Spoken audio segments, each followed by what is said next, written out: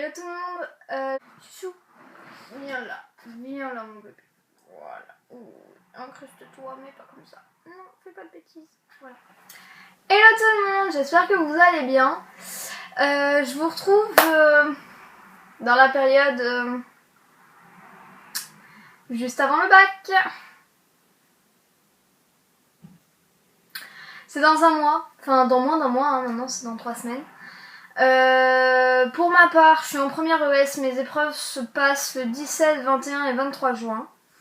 Je sais que la philo pour les terminales c'est le 15, donc le bac commence le 15 et après quand est-ce qu'il finit je sais pas.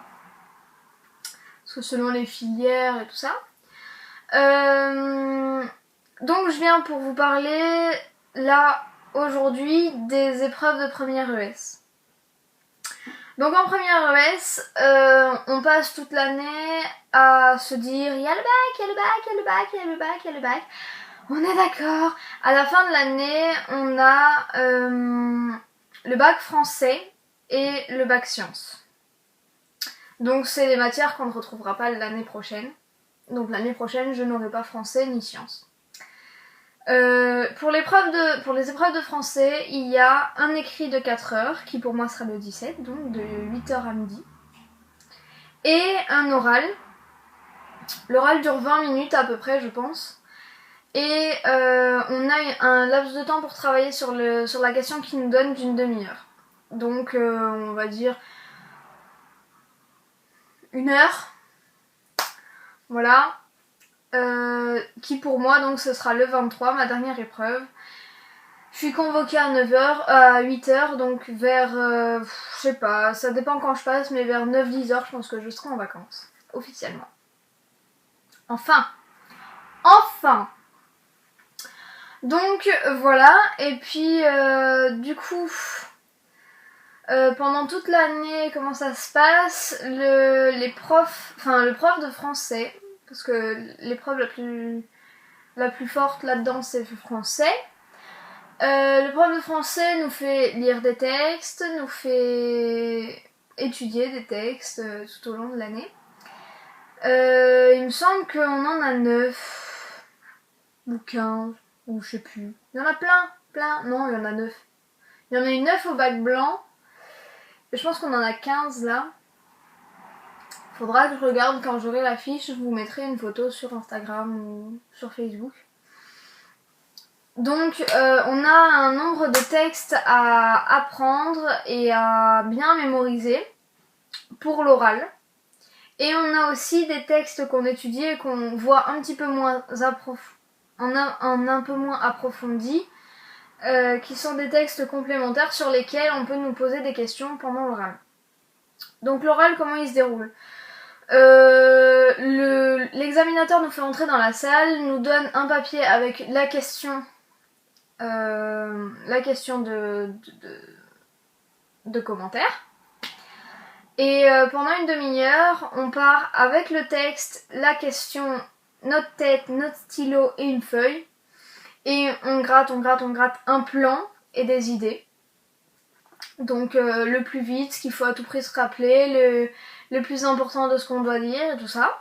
Donc autant bien bosser les histoires de problématiques, voilà. Ensuite, une fois qu'on a fini ça, une fois que la demi-heure est finie, on passe devant le professeur. Et donc, on dit le début de notre introduction, on lit le texte, on sort problématique et tout. On sort tout notre développement, tout ce qu'on a écrit. Ça doit tenir en 10 minutes, il me semble. Et puis après, si ça dure vraiment... l'examinateur nous arrête. Donc au bout de 10 minutes, normalement, l'examinateur nous arrête. Donc il faut aussi calculer pour que tout ça, ça rentre. Moi, je sais que souvent, quand j'écris avec mes abrégés et tout ça, si je fais un recto d'une feuille, ça dure 10 minutes. Donc voilà, je me repère à ça. Et après, l'examinateur nous pose des questions sur ce texte, sur le registre, sur l'époque, sur l'auteur, sur les textes complémentaires qui vont avec. Enfin, sur toute la notion là. Donc, on galère. Et des fois, on regarde l'examinateur, on lui fait... Je sais pas.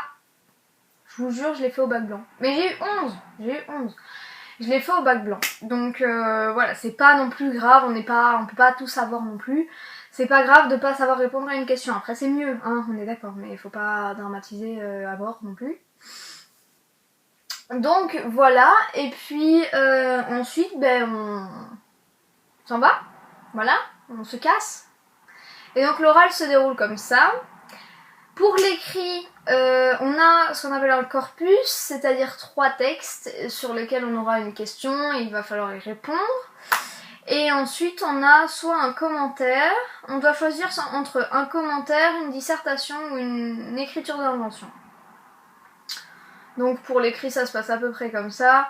Moi je fais à peu près 2 heures par partie, donc 2 heures pour le commentaire, pour le corpus, et 2 heures pour la deuxième partie que je choisis. Entre commentaire et écriture d'invention, tout dépend du sujet d'invention. Donc pour ça, ça se passe comme ça. Et ensuite il me reste l'épreuve de sciences, qui est un écrit. On nous distribue un sujet, un petit dossier. Des fois moi je vois le dossier arriver, je fais « Ouh, il y a plein de feuilles, il y a à peu près 10 feuilles. » Et donc on a des documents. Il y a 3 parties. La première partie c'est un raisonnement. Donc à base de documents et de nos connaissances, on a une question et on doit faire un raisonnement, donc introduction, développement, conclusion, sur une question posée. La deuxième partie c'est la physique-chimie, où on a des documents et nos connaissances pour répondre à des questions. Parfois c'est des QCM, parfois, c'est rare aussi, il faut avoir de la chance, mais voilà. Et la dernière partie c'est l'SVT, et tout n'est pas forcément basé sur le même sujet. Donc des fois c'est assez chaud, mais aussi c'est un bon moyen, parce que si tout était basé sur le même sujet, et que c'est un sujet où on n'est vraiment pas fort, on peut avoir 0 pointé. Donc c'est super bien cool. Celui qui tombe sur tout le même sujet du début à la fin de son bac de sciences, t'as pas de chance mon gars. T'as pas de chance. Du tout. Voilà. Donc voilà, moi j'ai déjà fait 3 types bacs dans l'année. Un au bac blanc, un type bac avec les profs. Les 2 là j'ai eu 12. Le dernier c'était la semaine dernière, donc le 28... Enfin bref. C'était jeudi dernier. Donc on va avoir les résultats jeudi prochain normalement. J'espère avoir 12 aussi, ou plus, mais pas moins. Voilà.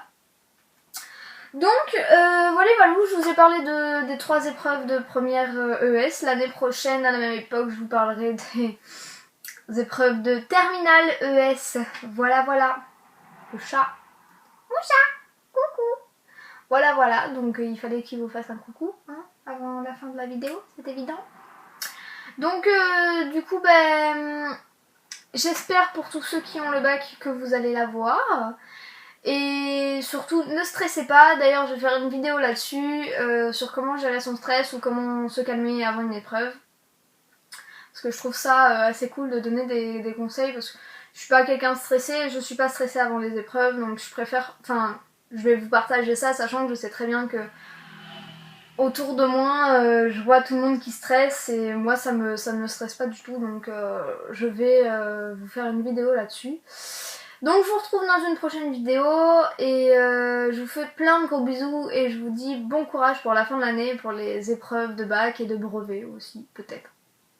Et pour tous ceux qui sont en Belgique, une grosse merde pour les examens, parce que je sais qu'il y a des examens à chaque fin d'année et donc du coup je vous fais des gros bisous et bonne chance pour vos examens, je vous aime fort.